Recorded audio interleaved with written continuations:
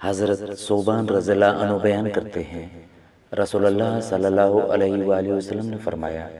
جب کوئی مسلمان آدمی صبح و شام 3 مرتبہ کہتا ہے، میں اللہ کے رب ہونے پر، اسلام کے دین ہونے پر اور محمد صلی اللہ علیہ وآلہ وسلم کے نبی ہونے پر راضی ہوں، تو پھر اللہ پر حق ہے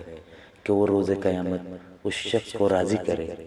حضرت بریدہ رضی اللہ عنہ سے روایت ہے کہ رسول اللہ صلی اللہ علیہ وآلہ وسلم نے فرمایا، جو شخص کہے اگر میں نے فلاں کام کیا ہو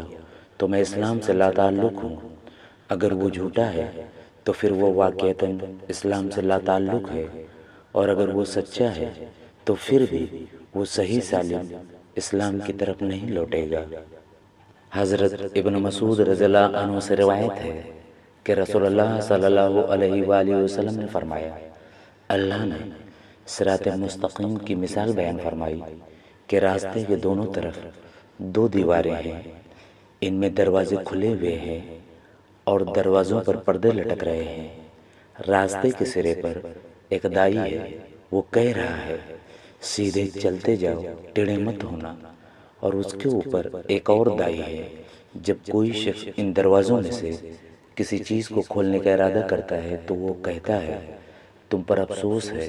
اسے مت کھولو، کیونکہ اگر تم نے اسے کھول دیا تو تم اس میں داخل ہو جاؤ گے۔ پھر آپ صلی اللہ علیہ وآلہ وسلم نے اس کی وضاحت کرتے ہوئے فرمایا، راستہ اسلام ہے، کھلے ہوئے دروازے اللہ کی حرام کردہ اشیاء ہیں، لٹکے ہوئے پردے اللہ کی حدود ہیں، راستے کے سرے پر دائی قرآن ہے، اور اس کے اوپر جو دائی ہے وہ ہر مومن کے دل میں